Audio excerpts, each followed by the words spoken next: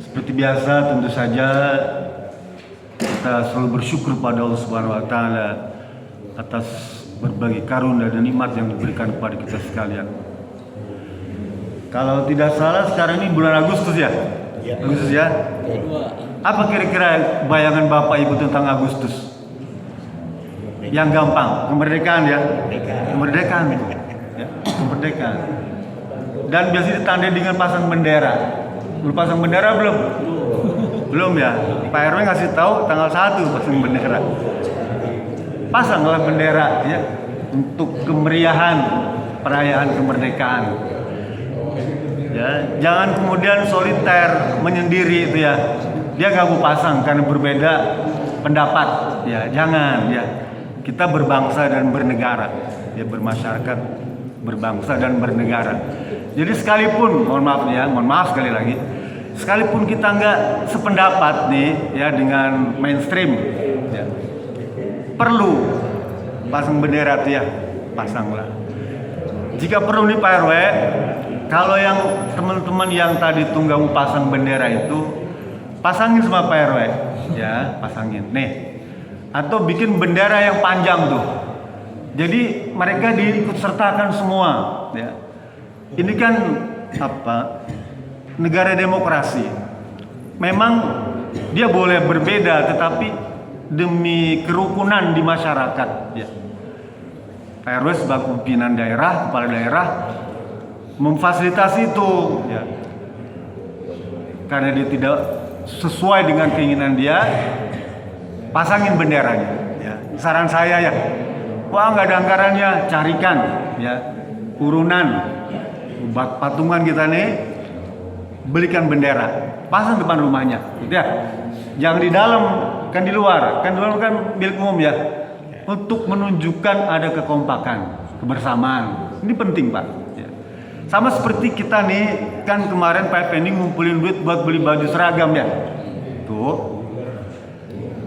Untuk menjaga kekompakan keguyuban, ya. Sebaiknya seluruh anggota pengajian ini punya baju itu ya.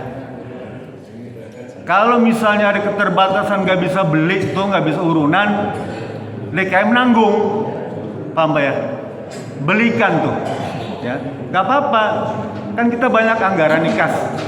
Saya dengar ada kelebihan dana, ya, untuk khataman itu. Boleh itu dialokasikan untuk beli baju seragam bagi mereka yang nggak beli karena keterbatasan tadi ya. Kan nggak banyak, paling berapa 10 orang tuh, 20 orang paling banyak. Nggak sampai. Ini penting Pak, menjaga kekompakan ya. Penting sekali. Sama seperti kalau kita baca Quran bareng-bareng nih ya. Ikuti tuh bareng-bareng tuh, sekalipun mungkin nggak suka bacaannya ya. Baca bareng-bareng, jangan menyendiri bacanya ya. Kurang bagus, tidak ada kekompakan. Saya ingin di Muhajirin ada kekompakan, bareng-bareng lah. Suka dan duka kita tanggung bersama, gitu ya. Baik baca Quran tuh bareng-bareng, ya. Seneng. Jangan di pojok sana beda tuh, ya. Pak Tatang beda sendiri bacanya tuh. Saya bilang jangan begitu Pak Tatang, ya. Nggak boleh begitu. Bareng-bareng, sekalipun Bapak nggak suka, ya. Baca, gitu ya. Istilah kasih buka-buka aja dah, biar kelihatan baca gitu ya. Biar ada kesan baca tuh, buka-buka aja Quran tuh padahal nggak baca gitu ya, atau dalam hati ya. Jangan nyaingin, mohon maaf ya, mohon maaf. Saya teruskan. Karena ini kaitannya berkaitan kemerdekaan, maka saya ambil judul, benarkah kita sudah merdeka? Nah itu zaman gitu ya. Benarkah kita sudah merdeka? Sudah 81 tahun ya, kita telah melaksanakan perayaan kemerdekaan dari penjajahan fisik. Ya. Kemerdekaan yang terjadi pada tanggal 17 Agustus 1945 bertepatan dengan 17 Ramadan. Kan? Berarti sudah ada kaitannya kan dengan Islam dia. Ada kaitannya tuh. Kenyataannya hari ini kita bisa saksikan dari sejak kelahirannya Republik ini sampai hari ini masih banyak orang yang belum merasakan arti kemerdekaan yang sesungguhnya. Nanti kita dari sisi Islam ya, karena pengajian maka pandangannya pandangan Islam. Saya tidak menggunakan pandangan sekuler tentang kemerdekaan, saya menggunakan pandangan Islam. Jadi banyak sekali penerus-penerus bangsa ini yang berbeda dengan apa yang diharapkan oleh para pendiri, para pejuang yang melahirkan kemerdekaan negeri ini. Kita bisa saksikan kenyataan yang sebenarnya di masyarakat masih jauh yang menjadi tujuan berbangsa dan bernegara itu apa? Kemakmuran, kesejahteraan, kecerdasan bangsa yang berkeadilan. Memang ada yang sejahtera ya, tapi nggak banyak Pak. Kalau kita baca tulisan para ahli itu antara 1 sampai 10% yang menikmati kue pembangunan kemerdekaan itu nggak banyak. Selebihnya itu yang nelongso kayak kita ini. Ya pas-pasan aja lah gitu ya. Pas-pasan aja. Tapi lebih banyak apa yang sulit sekarang ini Pak ya. Jadi itu menandakan sebetulnya makna kemerdekaan ini masih jauh dari harapan. Kalau para pejuang dan pendiri negeri ini tahu Pak ya, yang sudah meninggal tuh mungkin di Taman Makam Pahlawan tuh, kalau Bapak bisa mendengar tuh ya, bagaimana batin mereka itu terkoyak Pak ya, menyaksikan kelakuan bangsa ini, terutama para pemimpin, mohon maaf ya, sekali lagi mohon maaf ya, terkoyak hati mereka tuh Pak, dan mereka sangat bersedih ya, dengan berbagai macam peristiwa di negeri ini ya, yang semuanya jauh panggang dari api ya, mereka merasa. Kita bisa saksikan betapa tidak adilnya ya, dalam hal budaya, ekonomi, hukum tuh ya, berat. Maknanya apa? Sebenarnya kita ini belum merdeka sepenuhnya dalam arti sebenarnya. Karena kemerdekaan itu jangan cuma diartikan hanya sekedar teks proklamasi yang dibaca setahun sekali tuh, baik di pusat maupun daerah. Atau jangan dilihat kemerdekaan itu hanya sekedar perayaan di kampung-kampung ya, yang ramai melakukan lomba makan kerupuk ya, panjat pinang, balap karung. Apakah bangsa ini cuma sampai situ saja ya, cuma mampu makan kerupuk, balap karung, panjat pinang, sementara negeri lain udah bukan panjat langit kan itu ya. Negara yang baru kemarin merdeka saja apa namanya itu sudah jauh ini Pak, apa namanya, perkembangan ekonomi gitu ya, sudah kekayaannya, gajinya tuh standarnya berlipat ganda dari negeri kita ya. Di Asia Tenggara aja lah kita jauh tertinggal Pak. Oke, itu salah satu alasan kenapa saya sampaikan ini. Sambil hadis Imam At-Tirmizi Pak, tentang kehebatan sebuah bangsa. Islam menjadikan hadis ini sebagai dasar ya. Seperti Ibnu Khaldun tuh dalam kitab Muqaddimahnya juga mengutip ini. Kata Rasulullah SAW, man asbaha aminan fi sirbihi wa mu'afan fi jasadihi wa indahu qutu aini yaumihi faka'annama hizat lahu dunya. Hadis sahih. Rasul berkata, siapa saja, orang mana aja, bangsa apa aja ya. Hadis ini memang umum Pak ya. Negeri mana aja ya, yang apabila pada pagi hari Man asbaha minkum, jika pagi hari di antara kalian merasa aman ya di lingkungannya, di lingkungannya ya. Kemudian yang kedua, wa mu'afan fi jasadi, dan kesehatan jasmaninya, rohaninya terjaga ya. Mu'afan itu afiat, sehat ya, afiat tuh. Wa mu'afan fi jasadi, sehat jasmani rohaninya, maksudnya gitu. Kemudian wa indahu qutu yaumi, dan kebutuhan pokoknya tercukupi pada hari itu ya, maka dia seakan-akan telah memiliki dunia seisinya. Apa ya? Ringan saja, nanti akan tambah lagi. Jadi yang pertama Rasul bilang, kalau engkau merasa aman di kampung kamu, di masyarakat kamu, di negeri kalian, merasa aman nih. Kemudian sehat jasmani rohaninya, ya. Jasmani rohaninya sehat, ya. Bisa olahraga, bisa gos, bisa pingpong, ya. Bisa sholat ke masjid, bisa jalan ke masjid, ya. Bisa jual ke sana kemari. Itu maksudnya mu'afan fi jasadi. Kemudian wa indahu qutu yaumi, dan pada hari itu dia cukup kebutuhan pokoknya, baik dirinya maupun keluarga, untuk makan ya, untuk biaya sekolah ya, dan untuk bayar listrik, bayar gas, itu cukup, tercukupi. Maka dia itulah orang yang sebenarnya telah memiliki dunia dan isinya. Maknanya apa?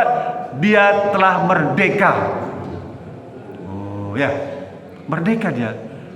Karena tidak ada paksaan apa-apa, tidak merasa tertindas, ya, tidak merasa tertekan. Oh, udah cukup semua, dan dia aman. Aman. Rasul menceritakan tentang hadis ini, bab pertama yang paling penting apa? Aman. Aman dulu. Aman, baru sehat jasmani rohani, baru kebutuhan pokok, Pak. Kalau kita aman atau sebaliknya tidak aman, apa yang bisa kita lakukan, Pak? Zaman penjajah 350 udah cukup, Pak. Kenyang bangsa ini, Pak. Ya, ditekan, tidak aman.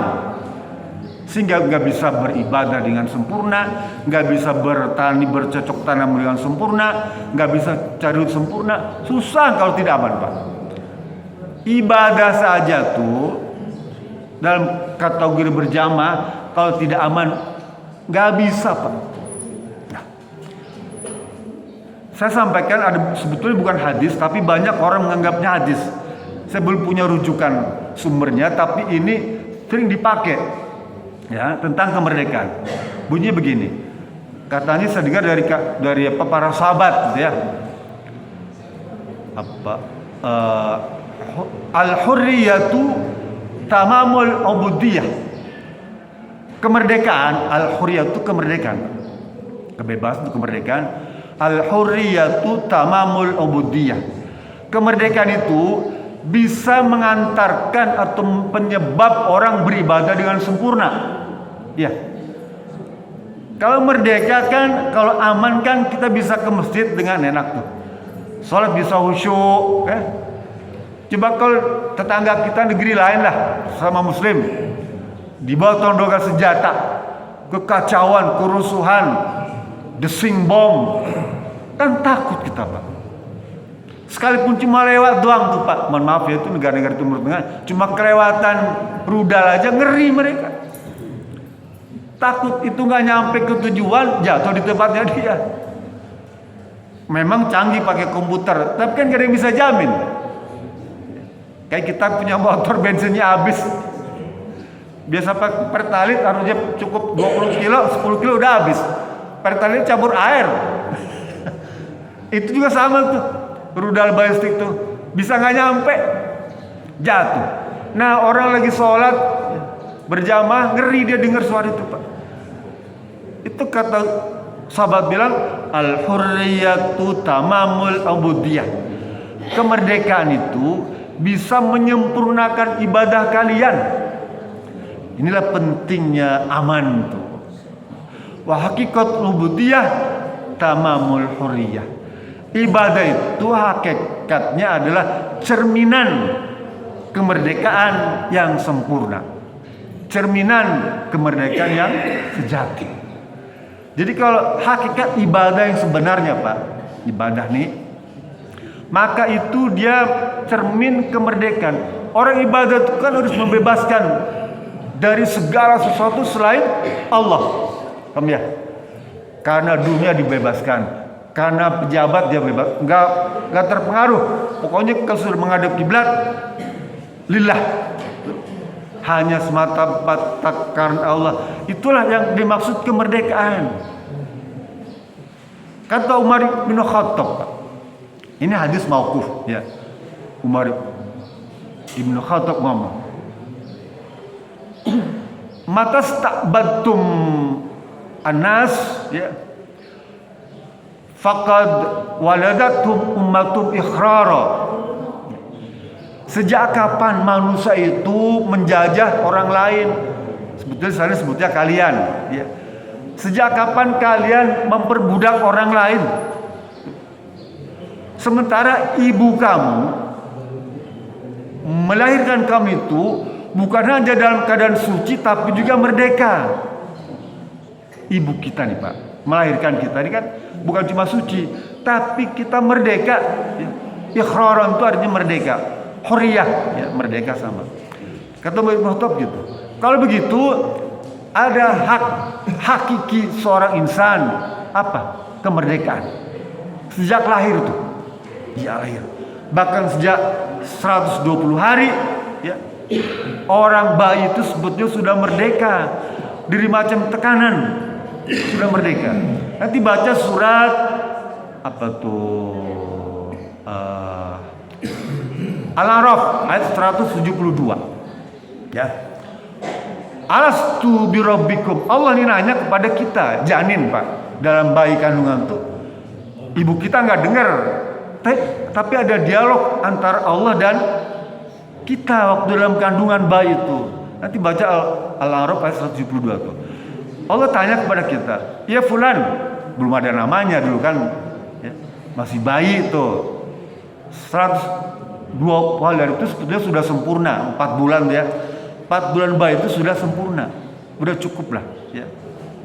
Udah apa lengkap. Tinggal ditiupkan ruh oleh Allah Subhanahu Wa Taala itu, dan di sana dijanjikan, saya mau tiupkan ruh nih kepada kamu nih, tapi kamu janji ya. Alastu birabbikum, apakah kamu akan menjadikan sebagai Tuhanmu? Ya. Qalu bala sayyidina. Baik, kita nih ngomong Pak, ya ngomong kita nih di hadapan Allah. Bala syahidna, ya saya hanya percaya kepada engkau saja Rob. Saya hanya kepada engkau saja berhukum. Saya hanya kepada engkau saja menggantungkan kehidupan saya ini, dan tidak bergantung pada masyarakat lain. Tuh, artinya apa?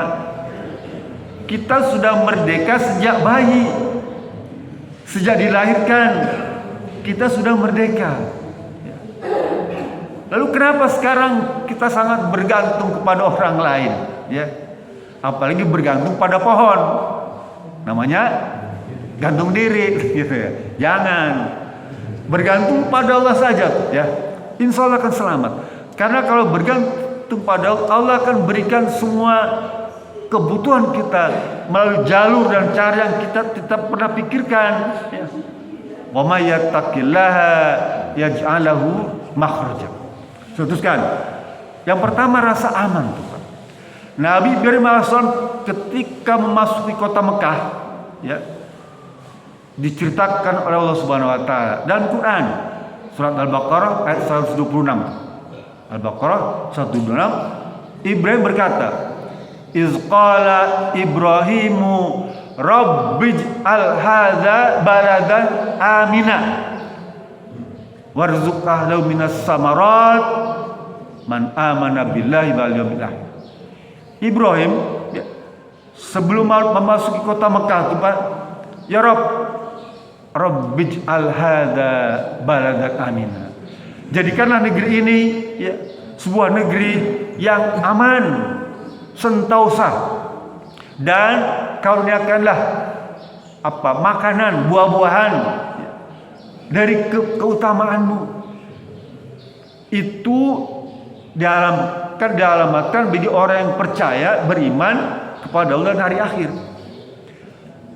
Bapak tengok, di Mekah itu enggak ada tanaman-tanaman buah-buahan. Nah, mungkin ada tabu lampot sekarang ya, tanaman buah-buahan dalam pot. Dulu enggak ada, gersang, yang ada pasir panas. Tapi kenapa kok makmur, banyak buah-buahan tuh ya? Marzuk min samarat ya, buah-buahan banyak sekali. Karena Allah yang punya hak untuk memberikan itu semua. Lah kalau negeri kita juga sama tuh, seperti doanya Nabi Ibrahim semua nih ya. Lau amana ahlul qura amanu wattaqau la fatahna alaihim barakatim minas sami wal ard. Ya.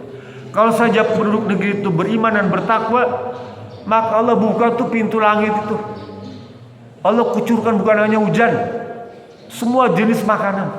Ya. Bapak jangan pikir nanti nggak mungkin makanan turun. Allah punya kuasa. Bapak ibu baca kisah kaum Nabi Musa alaihissalam, kaum Bani Israel.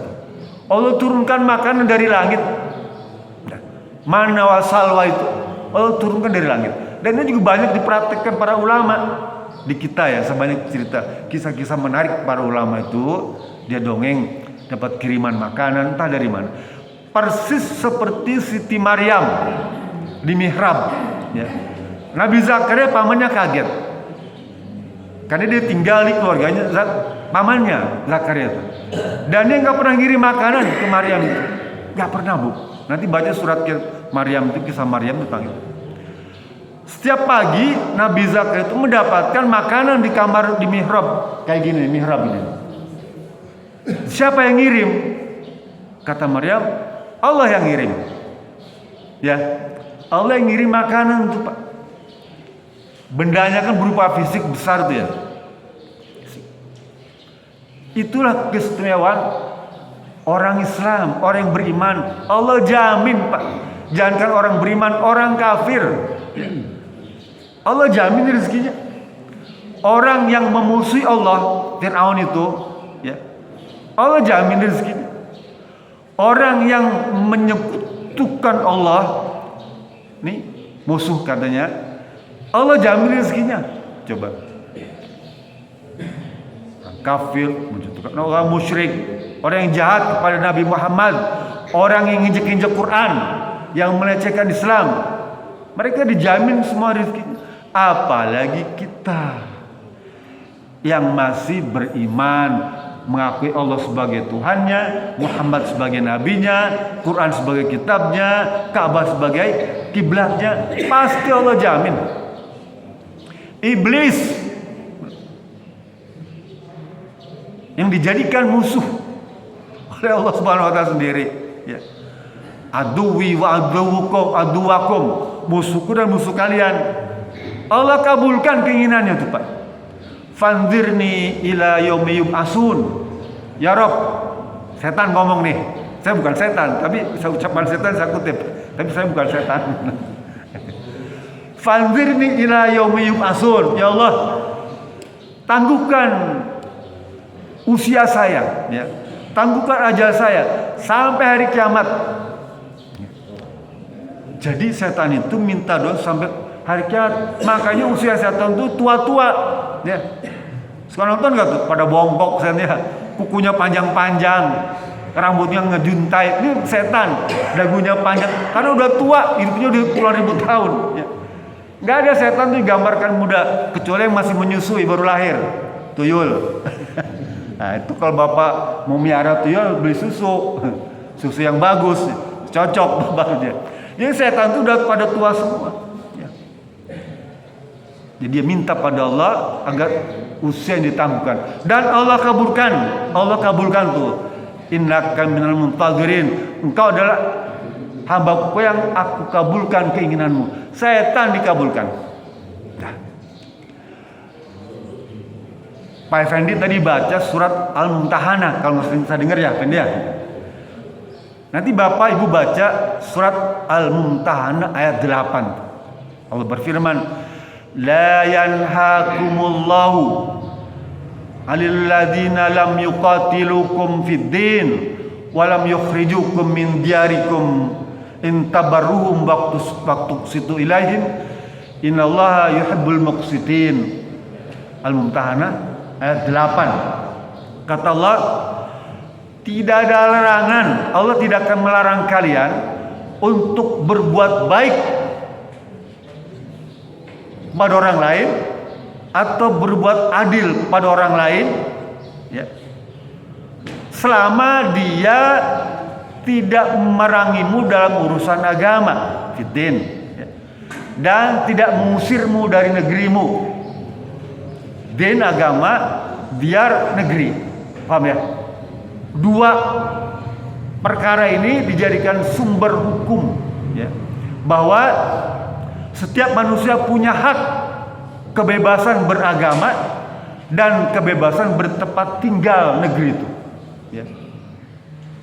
Agama dan negara. Nah, gitu ya. Agama, kata Imam Al-Ghazali, agama sebagai dasarnya, negara sebagai perawat yang merawatnya.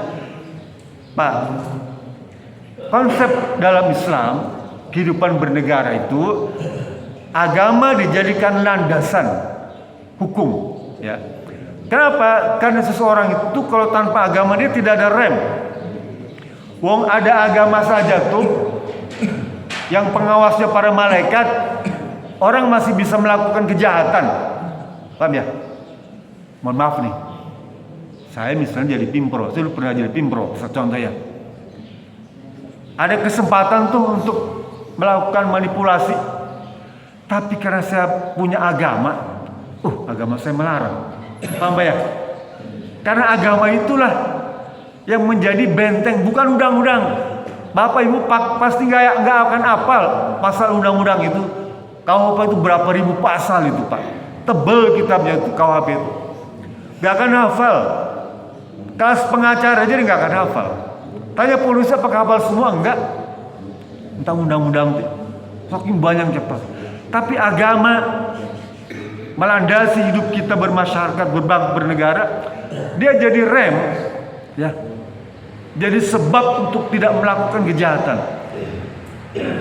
Peci haji nih Pak, jarang orang kafir pakai peci haji kan, ya. Sekarang mungkin niru-niru. Kalau saya pakai peci haji, saya nggak berani masuk diskotik, paham nggak? Bukan malu pada orang, malu pada peci, malu pada agama, gitu ya. Si Pak Haji masuk diskotik, dia bilang mau ikut dugem pakai peci haji tuh. Jadi peci haji ini jadi penghambat untuk melakukan perbuatan jelek. Islam yang sudah tertanam dalam kolbu iman ini, dia menjadi alat untuk mengerem perbuatan jahat, gitu ya. Apakah itu berkaitan dengan maksiat, dengan penyelewengan, perbuatan zalim, malu sama agama, ya, malu sama agama. Sampai penduduk neraka itu kaget. Ada Pak Haji tinggal di neraka. Ditanya sama orang itu, Pak Haji, saya heran kenapa Pak Haji kok bisa masuk neraka. Tuh, kalau nggak salah dulu Pak Haji pengurus DKM di dunia. Tuh, kalau nggak salah Bapak dulu sebagai ulama, ustadz di dunia. Dia bilang, iya, saya dulu memang begitu. Tapi saya melakukan dusta, penipuan, kebohongan, manipulasi, ya pokoknya macam-macam lah. Ada agama saja tidak bisa ngerem. Lebih dari separuh kepala daerah di Nusantara tertangkap KPK. Separuh kepala daerah nih. Itu yang ketangkep. Iya, nggak ketangkep banyak. Hampir tiap minggu kita disugin berita tentang OTT. Itu artinya apa? Ternyata sekarang ini agama tidak bisa menjadi barrier defense, pertahanan akhlak seseorang, ya. Kita saja kadang-kadang, saya lah, sekalipun di kampung saya disebut ustadz, ya mohon maaf nih, kadang-kadang saya juga suka dusta, suka bohong, ya, suka zalim kepada orang lain, ya, suka maksiat, gitu ya. Ya tergantung relatif besar kecilnya kan. Tapi saya harus akui ternyata agama pun pada diri saya tidak sanggup untuk jadi barrier pertahanan tuh akhlak. Ya. Masih suka nonton tayangan yang agak sensual kan itu. Sekalipun agama melarang, tapi saya nggak sanggup menahan itu. Apalagi itu dikirim WA oleh Pak RT misalnya, Pak RW kan mesti baca. Takut nanti berita penting tuh gambar kan gitu. Wah kan secara tidak langsung agama yang saya anut tidak sanggup. Jadi rasa aman itu penting, Pak. Aman.